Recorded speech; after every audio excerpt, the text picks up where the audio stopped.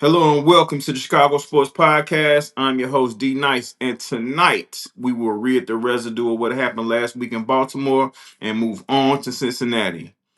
Me and my guy Claus, we're going to talk about what we're looking for in this game versus the Bengals and a little bit more next on the Chicago Sports Podcast.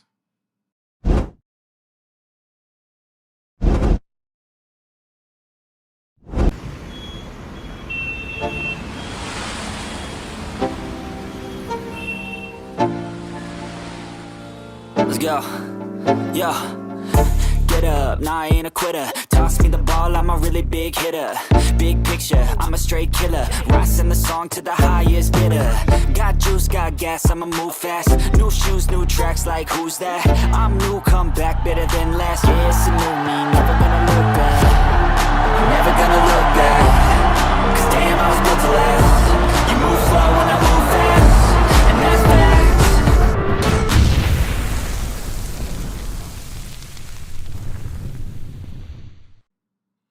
What up, what up, what up, and welcome to the Chicago Sports Podcast. I am your host, D Nice. Thank y'all for being up in here with me tonight. Tonight we're gonna, like I said, we're gonna read the residue of what happened in Baltimore. We moving on, baby, on to Cincinnati, and we're gonna talk about what this game versus Bengal team is gonna be like. Tonight, I have a special guest. This gentleman. Um, he runs the Claws Up Bear Down podcast. Check him out, and his IG goes crazy. He gives it to you the real way, up front and close and personal when it's talking about these Chicago Bears. So y'all join me and welcome my man Claus. What's Can you see me? Here we go. I Where are we can't. at? No, what happened here? I think you cut your There we camera. go. There you We're go. back. Yeah, We're back. there There we it is. go. All right. Right Cool. on. All right. What's up? Yeah, my name is Claus. I run the Claus Up Bear Down social media accounts. So grateful to be a part of this tonight. Excited to talk about the Cincinnati Bengals and a little bit of that recap on the Ravens. But it is time for the Bears to get after it again on Sunday. Yes, indeed. Welcome, sir. Thanks for coming in with me tonight. Yeah, thanks for having me, man. I'm super excited.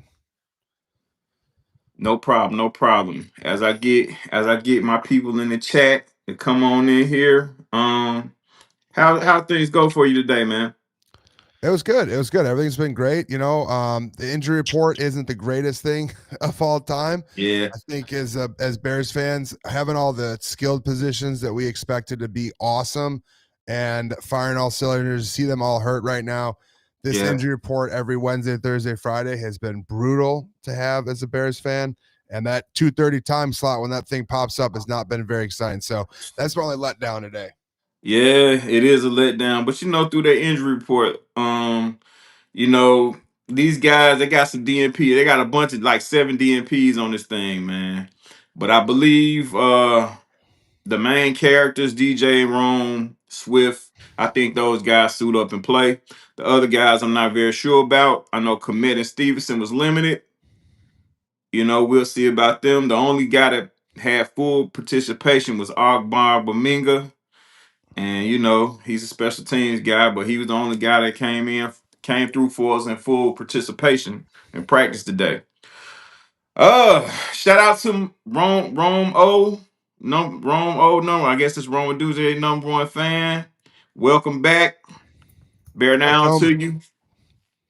But yes, injury report a little creepy. But I listen, I got faith in the key guys that's doing this thing tonight. Doing this thing on Sunday, and I think they're gonna be ready. Yeah, it's weird. I just feel like the Bears get injuries out of nowhere sometimes. It feels that they should be getting healthier, and then they just pop up with the injury report because Yeah. maybe something happened to Rome on Sunday they didn't talk about, but they don't talk about him on Sunday, and we don't get the injury report till Wednesday, and it's always surprising to see like a heel, and it does feel Yeah. like he's going to play. Cole Kmet, it looked like he was at practice, which was great to see that he's Mhm. actually participating. They had pictures of him on the internet, which is awesome, but he's fighting a herniated disc. So him being a full participant and being fully engaged in what's going on in the field could be pretty tough. DeAndre Swift too, we need him to be healthy, and it felt like Absolutely. Nice that he wasn't fully healthy the last game. I don't Yeah, know how you right. Yeah, he was on the injury report. He's been on the injury report for the last 3 weeks. For But sure. so he's toughed that thing out and played. I'm just glad guys are suiting up and they're not, giving up on this thing, man. I'm glad guys are suiting up and coming in and ready to play. We didn't have the outcome that we all wanted last week, but at least guys came in and played hard. That's all you can pretty much ask for. For sure. I mean, DeAndre Swift, it's been head, shoulders, knees, and toes on the injury report. It's been a little bit of everything going on. But he has been a warrior. He's suited up every time. I think what's tough to see as a fan is that he wasn't able to get all the carries that we expected him to get. The telltale sign for me this weekend was that DJ Moore got the ball a little bit more out of the backfield instead of DeAndre Swift. And as soon as I saw that, I go, okay, DeAndre's not as healthy as he has been, because the last couple weeks, he had been on the injury report, but then he goes out there and he plays and he looks active and normal, or healthy. Yeah. So I think he's a warrior, though, and he seems to be a guy who finds his way on the field whenever he can. And that's always a great thing to have. Availability is your best ability, and DeAndre Swift has that. But this injury report every single week is just a mystery about what's going to happen and how long it's actually going to be. These things have not been report cards. They've been essays and full-blown scientific reporting here. We need them to get healthy. Yeah, yes, indeed. We had that bye early, and that was a blessing for us when we got it that early. But we can all wish that we had it a little bit later. With these injuries, the way they're piling up. But I think guys are gonna be all right. I don't really give too much rhythm to this stuff until Sunday morning when I see the inactives. Yeah. Yeah, I got my man T Fields coming on in here. Come on in here, T Fields. Hey, What's good with you, bro? Not much, just chilling, celebrating my birthday. Happy birthday to you, sir. Appreciate it. Yeah. Yeah, we just getting into this thing, man. We talking about the injury report, man. I don't know if you had a chance to take a look at it, but it's a grocery list. Not good. What are you telling? Yeah, not good. It looks like all the name is just it's a starting lineup. For sure. For sure. Yeah, I mean, I know that Joe Tooney, they just put him on there. They just give him the vet rest, but it's still scary every single time when he's on there. Yeah. And DJ is going to end up playing, right? He's tough as nails too. Zacchaeus, hopefully he plays. And I think Tyreek coming back full participant today is huge. Yeah. Because he didn't finish that game, fellas, right? We needed him, and he needed to be helpful. And this weekend, he's our number one guy on defense as far as a cornerback goes. Someone has to stop Jamar Chase, and it can't be CJ Gardner. That can't happen right off the gate, off the street, right? And so it's great that he's back, and hopefully that means that he will be a full participant in the game, and he's good to go, because right now with 43% of the target shares, Jamar Chase is a absolute unstoppable monster. Yes, indeed. Now we all know who and what Jamar Chase is when it comes down to playing football and wide receiver in particular. But the Bengals got some interesting injury news as well. There's a chance that Joe Cool might not play this week. Uncle Joe, let me say that. I was about to say, which Joe are we talking about here? here? Yeah, Uncle Joe. There's a chance Uncle Joe may not play this year. He got a damaged shoulder. Yeah. So, we'll see. But nevertheless, regardless of who's at quarterback, guys like Jamar Chase are going to always be a threat. They're always going to show up on the scouting report as someone that you have to identify and keep a close eye on. But I don't want to go into no other game expecting to win anything. I want us to go in there, handle business like we supposed to. Going in with the expectations is what brings the fan base to its knees when things don't go as expected. So I think we just need to go in here and just look to play hopeful to play a full game. For sure. I think the expectations need to be reasonable too, right? The Ravens game, as far as Vegas is concerned in gambling, they were not the favorites. Yeah. Everyone in Chicago, and I wanted them to win, and I think they should have won. We all did. Right? but they're 2.5 point underdogs going into that game, even with the backup QB, and they have a 1-5 record. But we know that the Ravens aren't as real as it is. They are not a 1-5 team, right? They're Not not. at They're all. just not. Especially when Agent Zero is out, Roquan Smith is now back, right, to play, and Kyle Hamilton wasn't playing, and now Kyle Hamilton did play against the Bears. So that team was a little decisive, or it was hard to understand, manage expectations in Chicagoland and the Chicago fan base, because people are just saw Lamar's out. That means it's an automatic win, and it's a good football team. They still expect to be a Super Bowl quality team. So I think that it's tough, but like when we look at Cincinnati, that one feels different. Like that one, we're going to try to manage that expectation. But if we're being honest, like getting to 500, getting to 10-7, that feels like it should be a win to me. And they're going in favor on an away game. Should be. Right? Should be. Absolutely right. Should be. But they are all pros at the end of the day. They got coaches on the side, just on their sideline, just like we do. Yep. But we should come in with the attitude of being the more superior team. It's just, we get a little nostalgic when we see situations like this, because the Bears constantly remind us of what they do in situations like this. You know what I mean? And I hate Yes, I yeah. I hate to harbor on what used to be, and I try to be a more forward thinking that we're moving on and getting better at these type of situations. But when it comes back to hunt you like that, it's kind of hard. Yeah, it's still the Bears, right? And I think that Yeah. the quarterback anxiety is real, because it's really group trauma that we've all gone through with these damn quarterbacks over a period of time. And I think that's why the fan base is so touchy when it comes to Caleb, and he's so decisive. Yeah. So when he has a bad game, or where Bears aren't winning because of Caleb, fans just revert back to, oh, it's going to go bad, instead of going, no, he's pretty solid. Yeah. Right? Very Like good. he's very good. And so it's not with Caleb. It's everyone needs to just take a deep breath, relax a little bit, support the team, and take it week by week and see what happens week to week. But I think everyone's excited about chasing stats and seeing what happens instead of trying to win the game. But really, the Bears had 4 wins in a row, and they lose this game to a nasty, tough Baltimore team who is really desperate. And now you're on to Cincinnati. Yeah, just indeed. Baltimore definitely had a whole lot to play for. They were a wounded animal, and you know what they say about those. You can't get too close to them, or they're gonna get you. Yeah. So we I think offensively, and I'll let T Pills interject and get in here after I say this. I think offensively, being that we're so short on defense in key areas, I think our offense has to be our defense. And that's what it should have been when we played teams like Baltimore and even New Orleans. Our offense has to be our defense. Our offense has to put enough pressure on the other team for when they have to force them to play one-dimensional football. That's how it has to be. And I'm not going to sit up here and say we're not capable of that. I think we're more than capable of that. Things just have to happen. What you think, T Fields?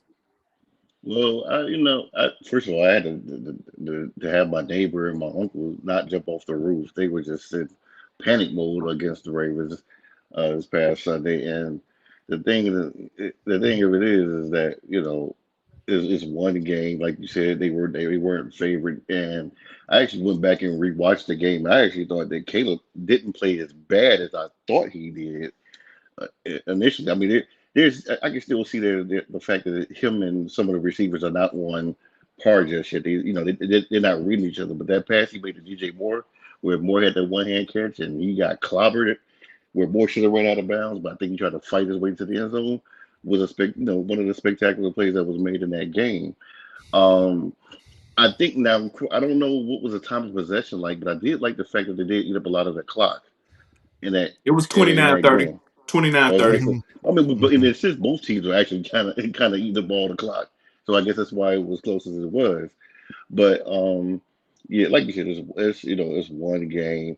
I do think that the offense, I think I said last week, we can't depend on turnovers, and so I mean the offense do they need to step up? Absolutely, but I'm not in the panic mode. They're 4-3. They playing. a Bengals with Browning was going to be the quarterback. I told you Could last be. week I did not like playing Huntley. I just for some reason I don't like when the Bigs play backup quarterbacks, or certain backup quarterbacks, and Joe Flacco was one of the quarterbacks I didn't like playing. So if he's out, then sorry, I'm not gonna apologize if we win. But again, I just I'm one of the calm Bear fans, I guess you could say. It's like I just want them to build. I want them to continue to get better. I know this thing doesn't happen overnight, and I think sometimes as fans we expect immediate results, and unfortunately, this is not a league. I mean, sometimes you do get them, but then you fall real hard. I want Yeah. to sustain success, and I think that's where, to me, I feel honestly that this administration is building on. They not just want the quick, let's go 12-5 this year and then 7-9 the next 3 years, and we all get fired. Yeah. so, Hey, so that's about how it goes. exactly. I mean, you think about Matt Nagy. I think he came out of gangbusters his first year coaching. Matter of fact, I want to say they even compared this season already to Matt Nagy's first season. How Yeah, they like are. how identical it looks from turnovers to record at the same point of the season. So, but I'm rather have sustained success. I'd rather be to where the Bears are like the Raiders, like okay, they won at 6, something must be wrong. This team is not, they got too many injuries. Instead of well, that's the Bears, they're 1-6. So I don't know. I just feel like we still heading in the right direction. I don't know if y'all ever talked about the signing yet, but I can't wait till y'all talk about the signing. Oh yeah. Yeah, well, speaking of which, that's a great segue. I think Claus had mentioned it earlier, but C.J. Gardner Johnson real nice with Dennis Allen, man. How you feel about it, Claus? I don't know how to feel about it yet. I'm not super excited about anyone coming off the street. That doesn't get me excited or anything. Now, I will say that I think it's better than losing draft capital for someone on a team that's a depth piece right now. I like that we're able to get a guy who's got comparable numbers to Jalen Johnson off the street. That's awesome. But there's Yeah, a reason that the dude is on the street, and it's not because he's an exceptional teammate, you know? And I think that the move is interesting and it is exciting because if they can get him right, it could be a huge signing, in the long run. But generally, all pro talents aren't setting out and not playing in the season, so that yes, gives me a little bit of pause. And obviously, a dude has on the field issues. It's not off the field issues, which is weird to say because most of the time when these guys are sitting around, it's because they're doing the wrong things outside the game. But really, it's his actions inside the game and in the locker rooms that gets him in trouble. So I am hopeful that this is a good signing. I am optimistic that Dennis Allen knows what he's doing, and I am positive vibes on Ben Johnson having a relationship with this guy already. But this isn't. I think it's a fine signing, yeah, but nothing that got me. Even like it's we're talking about it. Obviously, he's going to start. It's yeah, crazy. It's crazy. He's this yeah. dude coming off of sitting on the couch. He's doing the same thing probably we're doing right now, streaming, and then he's going to go ahead and play the Cincinnati Bengals.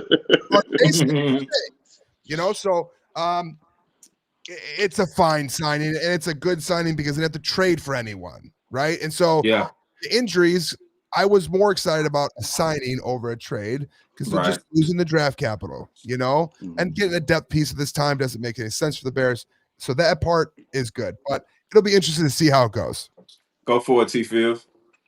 Well, I actually agree with him 100%. I mean, the reason why I was somewhat excited about the signing is that the way that I know that he plays, and he's the ferociousness that he plays with, and the attitude that he plays with. Sometimes I feel like the Bears lack, and so I'm happy about that. I'm happy about the potential that this move has. It can make, but also the fact that if it doesn't work out, it's not a big deal. Like we can just Right. cut over, and move Mhm. right on. Because the only thing he wouldn't be there obviously if the Bears didn't have the injury. So again, I'm happy because I'm happy for the fact that I hope he can interject some energy to it, but I hope he don't tear down the locker room, which I don't feel he would with Nah. the players that's in that locker room right now.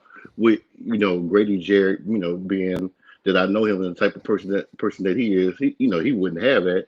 And some of the other players I know that in the Bears organization that wouldn't have it, and obviously the coaches wouldn't either. So it could be to where it could be a success, like it was in Philadelphia briefly, or it could just be like, okay, this was a bad experiment. Let's go find someone else.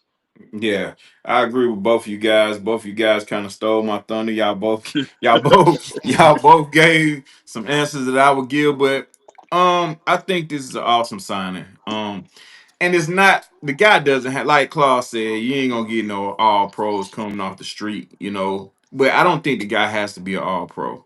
For I sure. think I Mm-mm. think he, his impact can come from his mentality because I truly believe that we need guys like this on the football team. I think every team that's aiming for a championship or aiming for any type of success need these guys with this type of attitude on their team. Now, everyone can't handle it.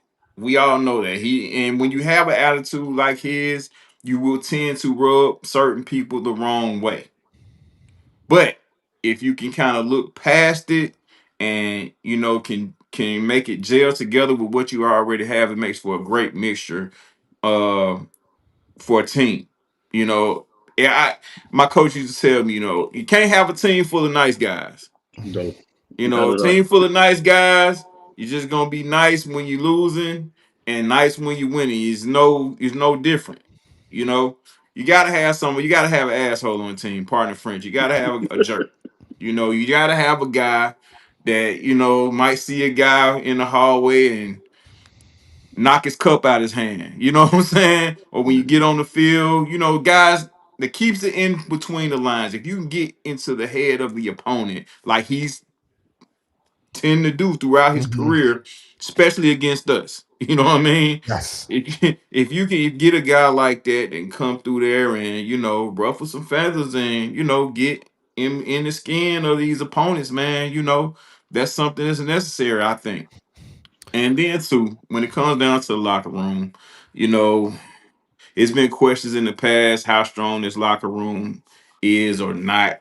But I think we got some veterans, especially on the defensive side, that Hmm. are going to hold court in this thing. And I think Bayard and Gardner Johnson have a little. I think they played together a little bit in Philly.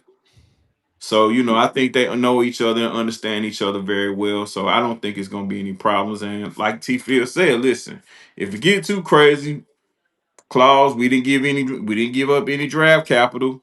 We cut bait with that joke and move on with our life. You know what I'm saying? So, but I think he's going to come in, especially with us being so decimated. He comes in as a starter, but I do expect him to make an impact, on this football team just because of his mentality. For sure. I like what you guys are saying about the defensive leaders, Grady Jarrett but I think Ben Johnson talked about like leaders needing to step up more Yeah. and take Hmm. ownership of the team. Yeah. Coach led teams are good, player led teams are great. So we're trying to make a great team out of the Bears. And I think that the coaches are verbalizing in press conferences they need to be more leaders. So how is the locker room going to handle a personality like Senior Gardner Johnson? Right. Like, and so it's going to be Hmm. interesting. And I hope you guys are right. I'm interested to see how it goes because they haven't had the leaders to lock down the locker room and Hmm. patrol what's going on. They're missing Olin Kreutz still. Like they haven't had a guy the no nonsense guy, and I hope it's Joe Hmm. Tooney. But it sounds like Joe Tooney is a he seems more just focused on him at times, and Yeah. like who knows what's really going on. But he doesn't talk Yeah. to the media. He's not out here being vocal. Doesn't seem like he's in the middle of the huddle, like locking guys in. So I think they need to continue to have a maturation process with the leaders on the team as well. And it starts with Caleb, right? Yeah. Caleb needs to take over the team. Obviously, the defense, offense are different sides, but I'm hopeful that they're going to be able to get the guy in line and he'll play to a great of ability. Because when you looked at, I don't know if you guys saw the stat line between him and Jalen Johnson and the amount of Yeah. games they I played. did. Games are exactly the same. The pass up breakups and the interceptions are more for CJ. And Hmm. so it looks like if he's even close to that, okay, great signing. But Yeah. only time will tell. Yeah, I have my own Mm. reservations about Jalen Johnson. We'll say that for another show. Well, But when it comes down when Ben Johnson mentioned the leadership, I think he was more leaning toward, and he was talking more about the offensive side of the ball, because I do feel like he feel that he understands that the defense side, as far as leadership is concerned, I think he understands that those guys are cemented. I think Mhm. he was calling out, not necessarily like you said, Joe Tooney. I don't want to say it's just going through the motions, but he's gonna always be, what I'm saying, a calming presence, a solid player when it comes down to in the form of leadership. But Ben Johnson is looking for leadership amongst the younger guys, Yes. amongst the DJ Moores, amongst the Cole commits, you know, amongst the Darnell Wrights, amongst the Caleb Williams, those guys, amongst the DeAndre Swifts. He's looking for a couple of those guys to step in and say, hey, because quiet is kept, and he'll never say it. But I think Ben Johnson is really putting the onus and the responsibility for the failures of this football team on the offensive side of the ball. I think he understands what's going on defensively, but he just feels like the offense should play better because that's who he is. Hmm. Mm-hmm. That's who he is. So I think he is really, what I'm saying, trying to say, subtly like, hey, offense, we got to get better. We got to be better. Caleb, you have to be better. Um, these guys false starting and legal formations. We have to be better. Rome, you have to be better with catching the football. You have to Mm. be better. DJ, we need you more engaged in your route running. Cole Komet, same. Young guy, Colston Loveland. We need you to be more intentional when you catch the ball. All of these things. And I think, and like I said, he'll never say it probably, but he's really putting the onus on the offense because that's Yeah, who he is. Just like like a Bill Belichick or Mike Tomlin or even Lovie Smith in the past, they put the responsibility toward the defense because that's who they were. So I think that's who Ben Johnson was talking about. It's not necessarily, I mean, of course it's a team, but we need more from the offense. yeah. No, I agree with you. I think he was 100% you talking to the offense. I think that's Dennis Allen's defense, and he Mhm. he makes sure everything runs smooth. But that's he's letting Da handle all of the handle the. He trusted Da that with this signing. I believe so. I think everything you said about he speaking of it was about the offense. I mean, he stripped DJ Moore. He was a captain last year, I believe. He's not a captain this year. So Mm-hmm. I think he wants people to step up and earn those C's on their uniform, and not just that. Like you said, just everyone on that offense needs to step up, and I think they will. I think they'll progressively get better. It's one game at a time, unfortunately. And not to compare, and to go back on the signing real quick, and not to compare to anyone on the team with Michael Jordan and Scottie Pippen, but when they brought in Dennis Rodman and they had to control him, it made not only he was that missing piece, that missing link. And I'm not saying the Bears are they're not one piece away. It's just I think he's that. I think he could be that energetic. That I don't know what you call it to the defense that they need to me to finally be closer to being elite than what they are right now. Yeah. Yeah, well, Yeah. I think what we're talking about like is the defense needs dogs. They need Yeah. guys Mm-hmm. who get out there barking, and that's what CJ does best. Is he's barking, and Hmm. I do like that edge that he can bring to a team. And I think Yeah. the Bears are missing that right now. They're missing the downright dirty dogs, and a lot of it is because most of the signings they've had haven't really had big impacts on defense. Mm-hmm. Dio, particularly, he's making a ton of money to not really do very much of the football field. Montez Sweat is Montez Sweat, and he's not doing very much either. And so they need these guys to step up and start making plays and earn their money on Hmm. defense. And I think that the secondary and the defense has been good. I've been excited about the defense. The takeaways are great, and the Monch the midway field back. It's Yeah. a bend don't break defense though, but it would be nice to see a big fella get a sack every once in a while. That'd be cool. I'd be all right with that. You know what I mean? I'd love to see a guy blow up the middle of the center and go ahead, break a double team and get a tackle for a loss on a Yeah. running back. Mm-hmm. So if CJ is the igniter to this whole thing, then fantastic. Yeah. But we need we need everyone on that defense to step up, and we do need some more dogs. Which Yeah. go and Claus, you're 1,000% correct, but which goes back to my point. Let's go back to the Dallas game, right? Yeah, we know CD got hurt, but Dallas is still an explosive offense. But what we did more importantly versus the Dallas Cowboys is that we scored points offensively, and we Mm-hmm. forced the hand of the Dak Prescott's to because listen, percentages show, man. The more you have these quarterbacks passing, the chance of interceptions and turnovers increase. The chances of getting these sacks or getting these pressures on these guys to force them to throw incompletions or interceptions, they increase. So I do believe if we can increase our efficiency on offense, we're going to see what we're looking for from the defense, without a doubt. Now, some teams are just great and you're going to get into shootouts and things of that nature, but more times than not, because I watched, and I think we all did, I watched Peyton Manning and those Indianapolis Colts team went 12 to 14 games for maybe like 8 straight years. And all most of it, the defense was the defense. You had the right Freeney and Mathis, but the key to them playing well defensively is how Peyton and them guys on the offensive end ran up the scoreboard, and you forced teams to pass. You Mm-hmm. force teams to pass. That's when the White Freeney's and the Mathises come around there and get the sack. Same thing with the greatest show on turf. That wasn't an elite defense, but they had one elite pass rusher. That was Kevin Carter.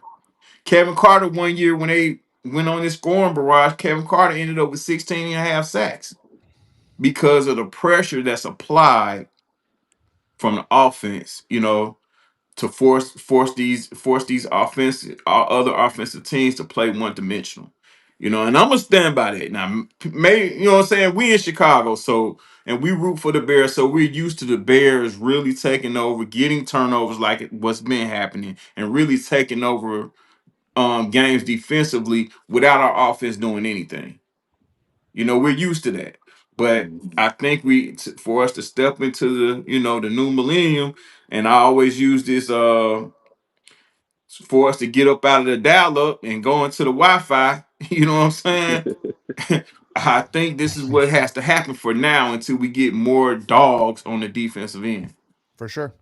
For sure. Can I address some of these chats real quick? Yeah, go for it. I was This going. guy, I was this right guy, behind you. Go this ahead. guy, Melon, I want to smash your melon, my friend. Listen to me. Caleb Williams, Melon, are you watching this camera? Eyes on me right now, kid. Caleb Williams is going to be just fine. It's taking longer than we all expect, but the generational talent will show itself at some point here. It's taken him longer than we wanted to.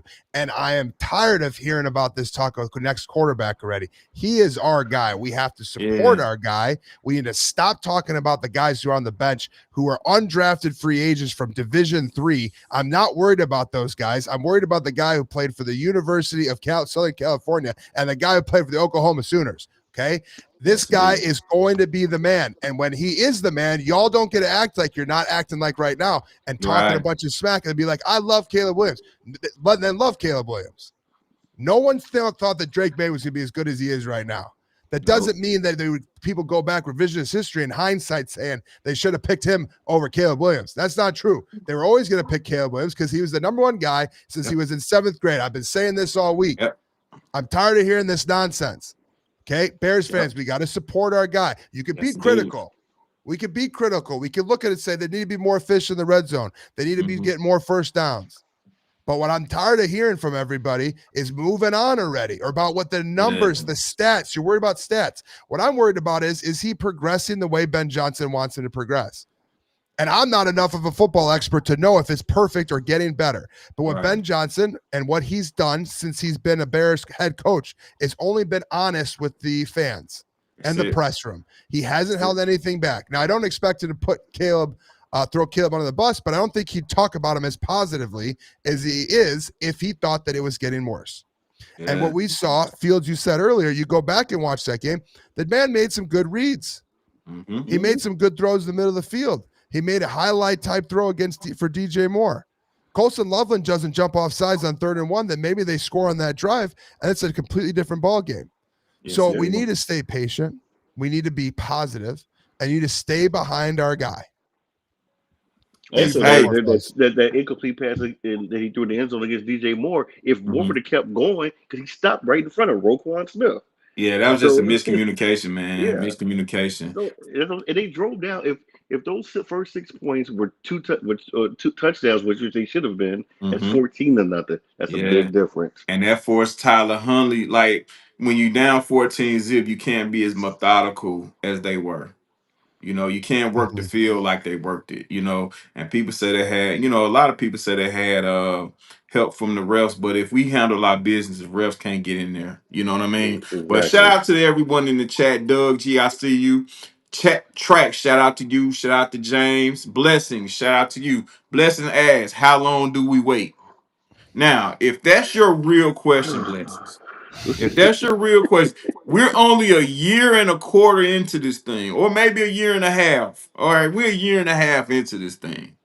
Now, Blessing, you're asking this question. I hope you wasn't one of the same people saying if we give Justin one more year. Mhm. I Mhm. hope you wasn't one of those guys while you asking that question, but shout out to you. Melon Smasher, keep them coming, man. You are a highlight for sure.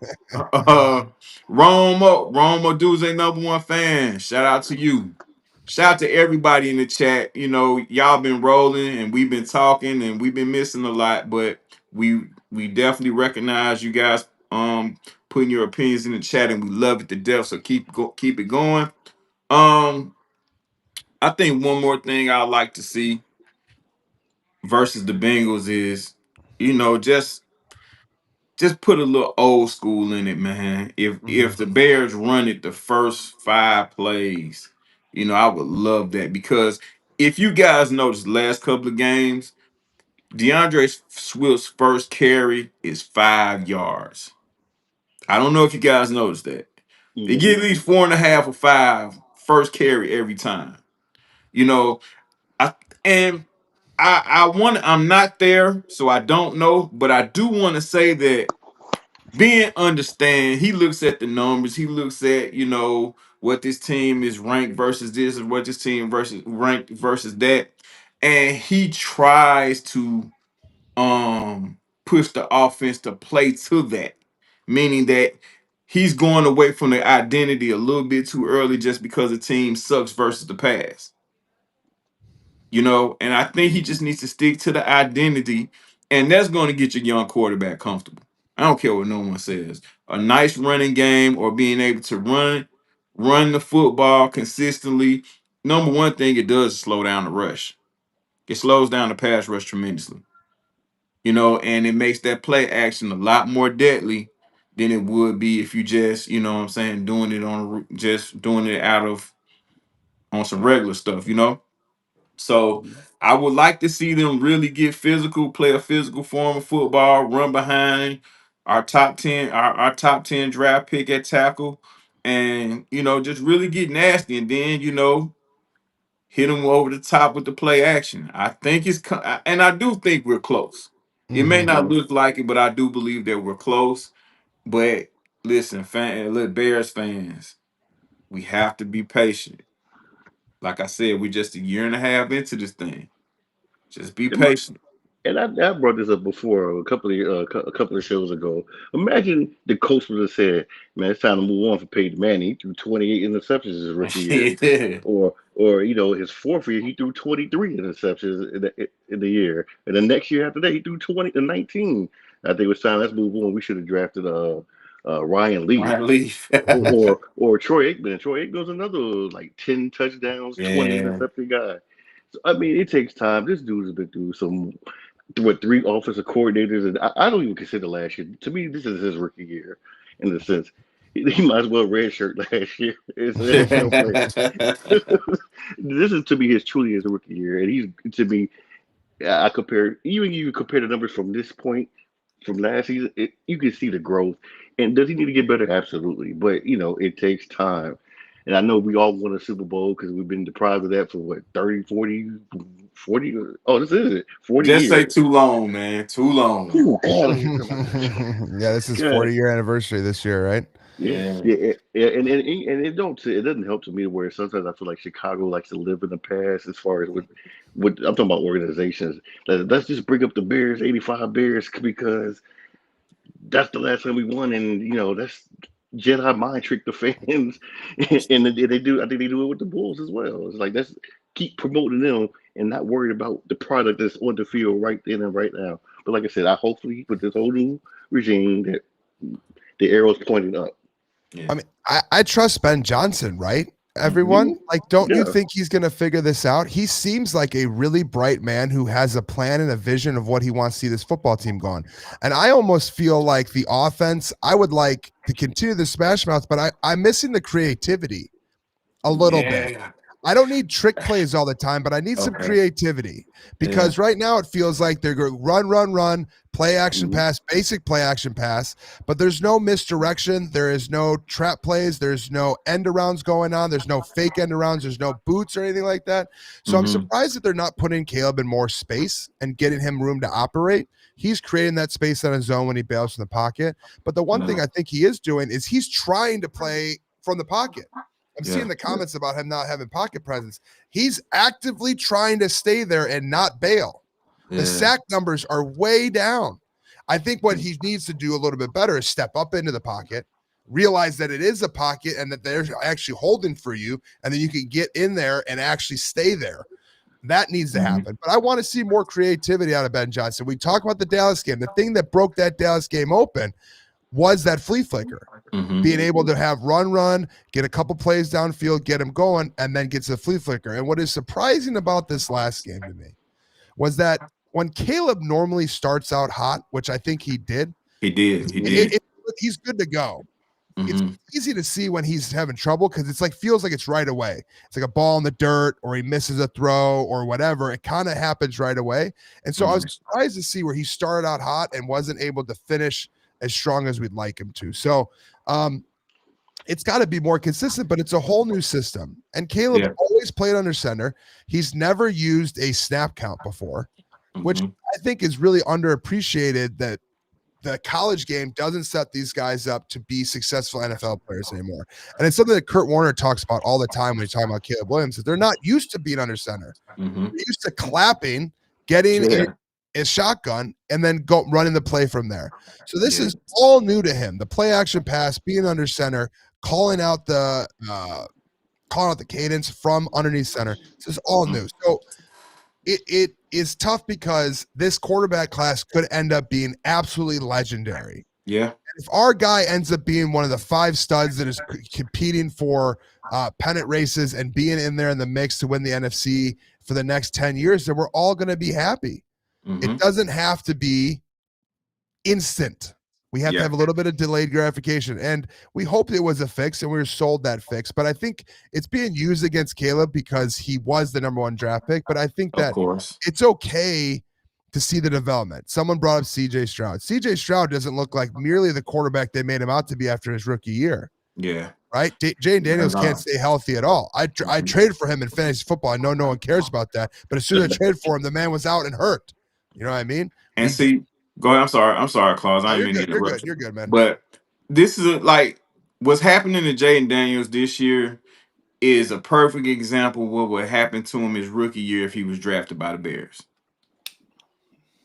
Because number one, the protection wasn't there. You know, the game plan and the schematic from a schematic standpoint wasn't there.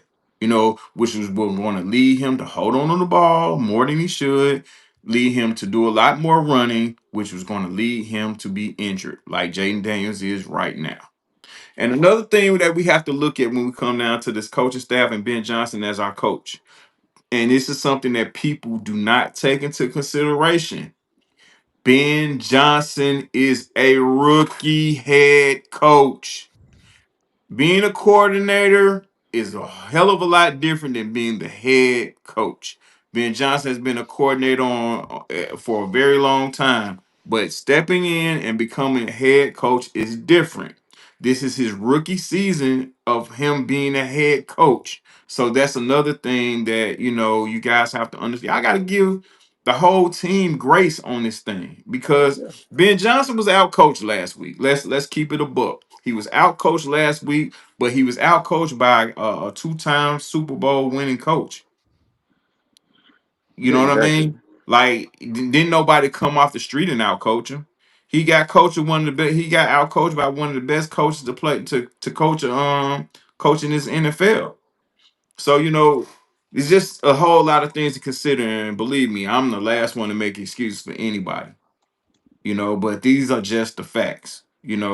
Ben Johnson is learning as he goes. So is everyone else. But what Ben Johnson has is proof that what he does works. It's just Mhm. gonna take a little bit more patience. And going back to that, I think Jared Goff first season under Ben Johnson being an offensive coordinator, he had like 19 touchdowns, 8 interceptions. It was 3,200 yards. It was the next season. Well, it was actually Mhm. the end of that season, actually, where he just, I think they started like 0-8 or something crazy. Mhm. And then they started finally winning towards the end. But the next season, he went from 19 touchdowns to 29, 8 interceptions to 7, 3,200 yards to 4,400 some yards the second season. And to me, I just look at this like, okay, if it took this dude who was already in the league with 5, 6 years and was a number 1 selection overall to get this system, why can't Caleb get the same grace? Yeah, Sure. and Yeah, people. it was year 7, I think, that was when Goff started with Ben Johnson. Yeah, yeah. So And, that's what I'm saying. and It's people forget that Jared Goff was a hell of a quarterback once McVay got over in LA. He was putting mm, up numbers like you wouldn't believe. He led a team to a Super Bowl. And it's so crazy that he's playing so well that it makes people forget that. It yeah, wasn't like, Jared Goff was in with the Rams buried at the end of the bench. He didn't mm-mm. pull a Rich Gannon. You know what I mean? He was already a guy that was solidified in his league, but McVay because felt like he needed an upgrade in Stafford. matter of But fact, well, I think the most yards he ever threw for a season, his 1 and 2 are with the Rams. I think 2018 and 2019. yeah, Jared Uh, Goff was official, bro. He was yeah, official before he got to Detroit. You know, so man, look, I think this thing is gonna be all right. I just want only the one thing. If I could ask Caleb Williams to do anything for me, is be more decisive, bro. If you feel the itch to run to get this first down to get some extra yards, go ahead. Because the more you sit back there and pat the ball and try to mm, be like, don't get yourself in the trap like a lot of these young mobile quarterbacks have gotten themselves into mm. in the past in the NFL is trying to appease the masses. Listen, just because you get out of that pocket and run, don't it doesn't mean that you're not a pocket passer. You have to do what's necessary to move the chains, bro. So don't try to satisfy the rest, man. If you feel the itch to run, go. Cause Yeah, going backwards ain't doing us no good. Now it's a chance that a great play can be made, but why risk that when you can run and get 7 to 8 yards and slide? yeah, Mhm. Yeah, I think it's getting the ball out earlier. I think that comparison between him and Jared Goff, it's really the number that stands out to me is just the time the ball gets out. Caleb is at like 3.6 and Jared Goff was under 3. And I think that needs to change in this offense because it needs to, in my estimation, it needs to be you play action, right? You hand that off real quick, step back, look, go. And I think that Caleb just like hesitates for just a little bit too long. And that comes with the decisiveness. Trust what your eyes are telling you. Look for the Yes. first read, second read, fire. First read, second read, run. First read, second read, check down. And it's easy for me to say that in this offense. Yeah. I'm not playing against NFL players. I Yeah. understand that. But we watch enough NFL football that we understand that they're capable of it. I think Caleb Yeah. is capable of it. He just needs to make those decisions faster with confidence, and good things are going to happen. And I think that the patience level, if we could just take down the temperature a little bit, enjoy being a Bears fan, Enjoy it. wear the orange and blue, know that the future is bright, Yes, and indeed. then when it happens, it's going to be awesome, Yeah. right? And it's going to be awesome. And it's not, I'm with this chat. I love to just interact with these chats. It's not Tyson Bagent, dude. He can't throw the ball 20 yards. Our guy Caleb threw it 63 yards in the air, and you guys want Tyson flat Bagent's flick, slow arm. No, Look, thank you. bro. No, thank you. flat flick. Look. I ain't gonna say nothing bad about Tyson Bagent. All I'm gonna tell you is that we don't want, if it comes to a time where he enters a game, I need us to be up 30 with 8 minutes to play. Mm-hmm.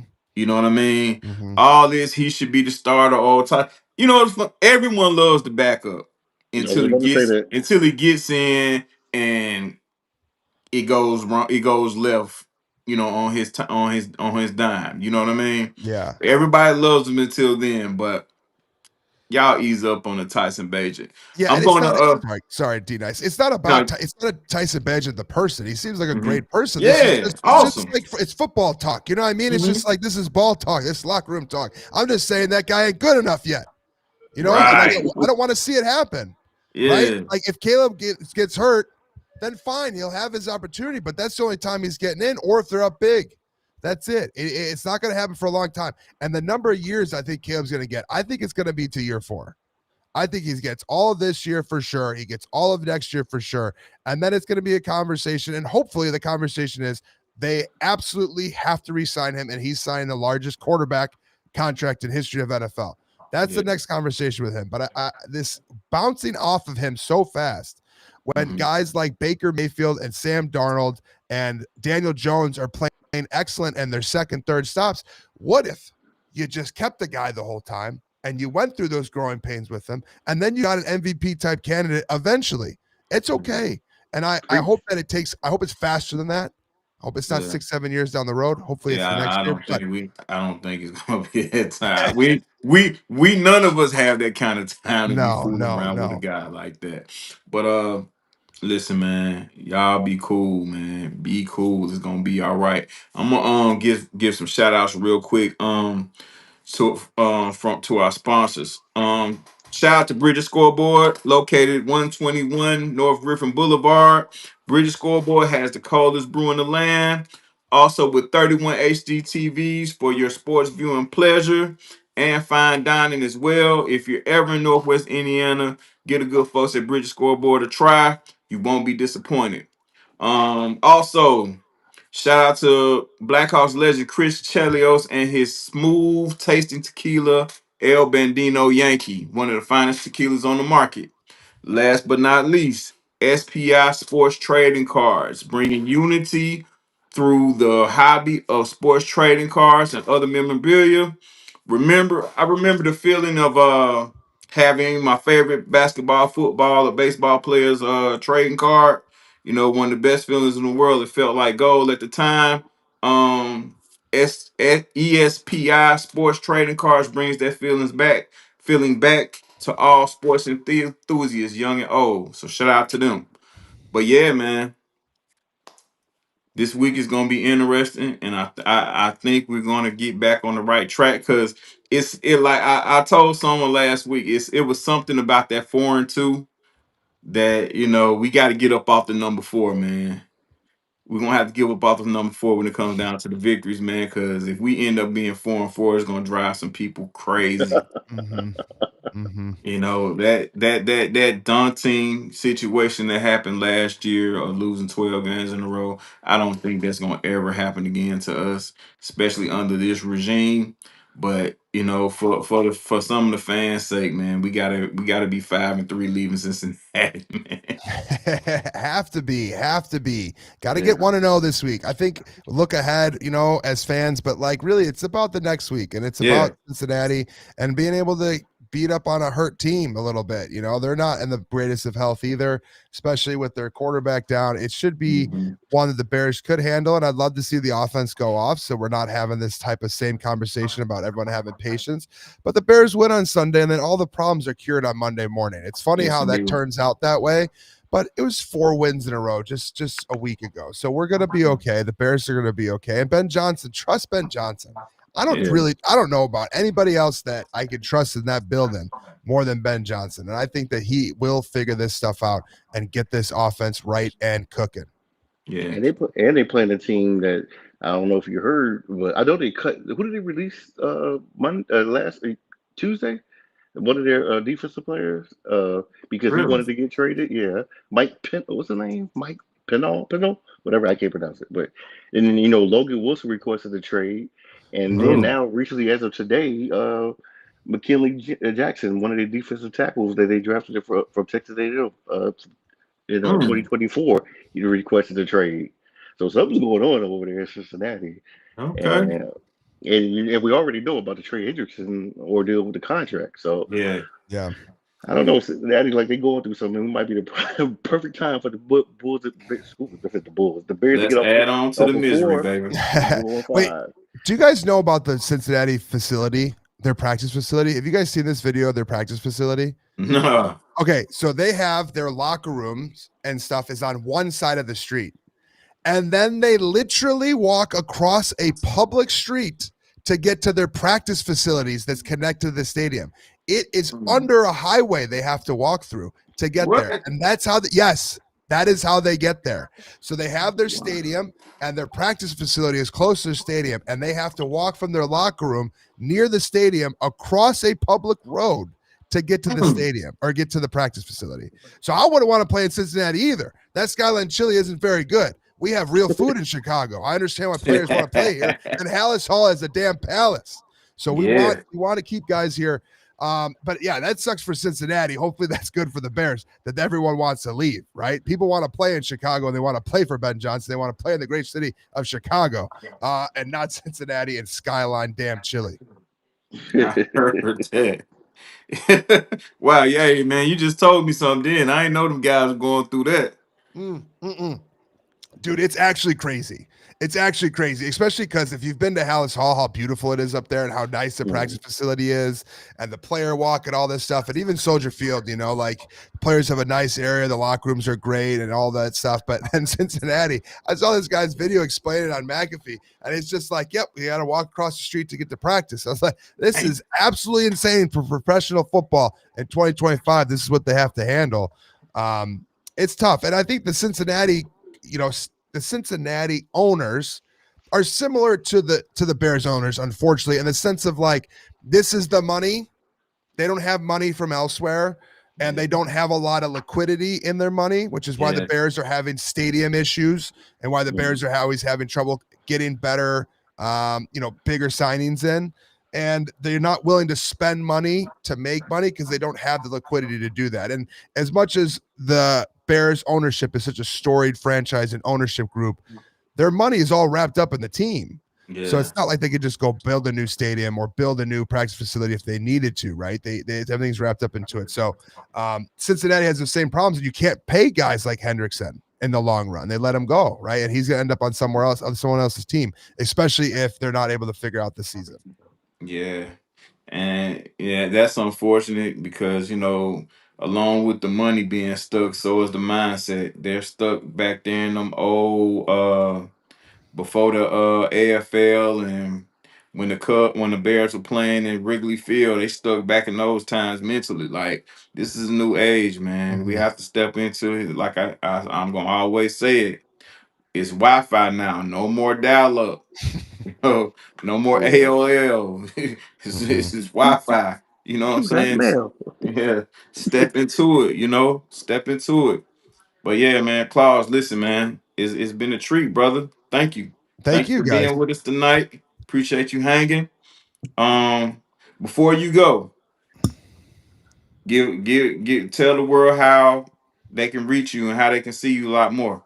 Well, yeah, I appreciate coming on. It was awesome for Brandon to reach out to me and Trax asked me to come on. I was really grateful to have the opportunity. We tried to make it happen a couple times, hasn't happened. And now today I get to be able to be on the show. So this has been an awesome experience for me. But you can follow me at Claws Up Bear Down right there, everyone, at Claws Up Bear Down on TikTok, Instagram, YouTube, and X. Really, my main platforms are those first three: TikTok, Instagram, and YouTube. I go live on TikTok quite often. I'm building on YouTube. So if people are in the chat, you want more Bears content and on top of the Chicago sports podcast content, you go ahead and you subscribe to my channel.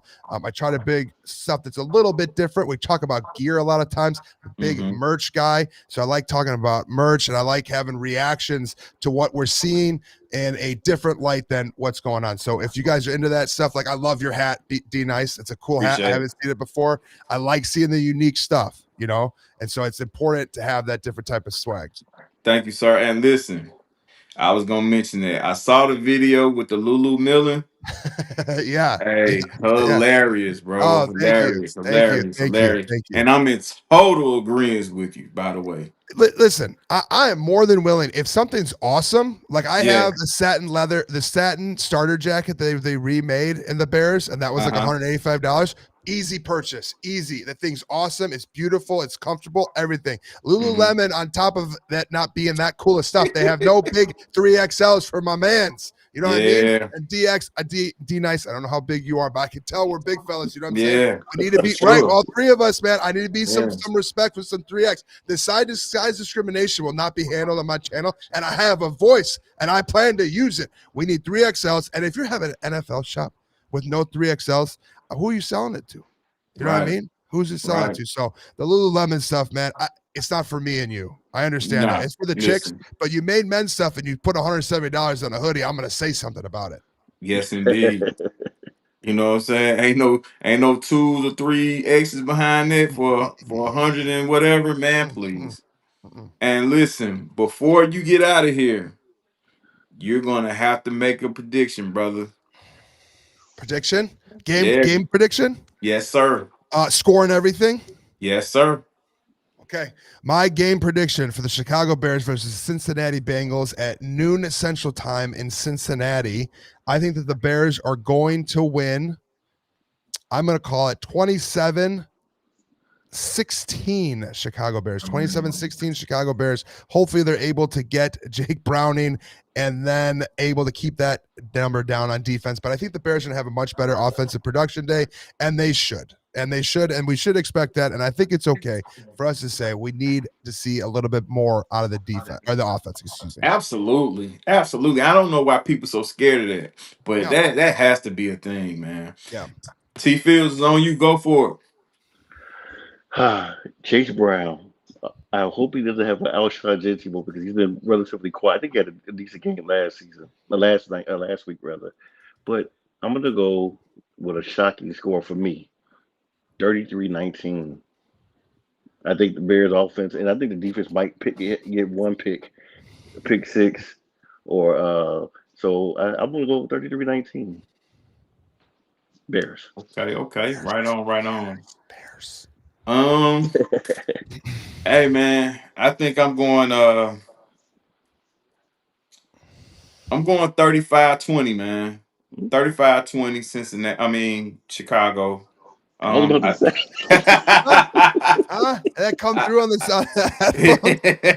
I think, and I said this maybe 2 weeks ago versus New Orleans, but I really want to think that the Bears put together a complete game versus Cincinnati. You know, Cincinnati has their own set of issues, you Mhm. know, and it looks like guys are making vacation plans already.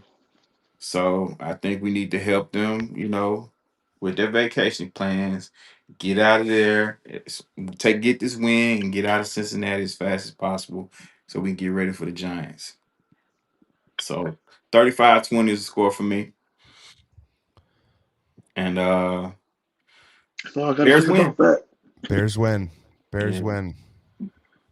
So I want to give a shout out to everybody that's rocking with us tonight. Listen, we appreciate every last one of you. We appreciate every last comment, you know. And for the new people that watches us tonight, please like and subscribe. You know, we love to hear, you know, what you guys think. We love to hear you guys' perspective because we're all Bears fans. We're all Bears fans at the end of the day. You know, we're all Bears fans talking Bears, and we have our own thoughts on the Bears. So it's good if we can all put our minds and thoughts together on this team, and you know we can all help them get to where we want them to be. So shout out to everybody that checked us out tonight. Claus, again, sir, shout out to you and thank you. Come anytime, man. Anytime you Appreciate that. feel the Appreciate that. want to come through, you are always welcome. T Thank you. Fields, brother, happy birthday to you. You know Appreciate how it. we do. And shout out to the man Tracks for making things happen. And that's pretty much it. Yeah, I need me an FGB shirt because I have an assignment this weekend. Uh, I Yeah. actually will be shooting the Carolina Panthers Green Bay Packers game Oh, Okay. that's on cool. Sunday. That's Okay. cool. So yeah. Dude, Um, just real. My mom has a shirt. It literally says "fuck Green Bay" across it, and Mm. it got. I made a video of it, and it went viral, and people were so upset, so mad at my mom. My mom's such a sweet lady. oh wow. And she listen, her mind is her mind and her thought process is in the right place. You Yes, know what I'm yes, saying? she is the one. Everyone gets mad at that tunnel where they start the chant, and she's the one starting the chant every single week. No problem. My mom's the one yelling. She loves yelling. Green Bay sucks, and yeah, but we need more merch that says that FGB in the chat. Yes, indeed. Uh, Yes, indeed. So with that, fellas, we're gonna close this thing out. Listen, everybody out there in the world, I hope you guys continue to have a good night. Whatever sports you watch tonight, either NBA or NFL, please enjoy it and please be safe. Peace up and bear down. Claws up, baby.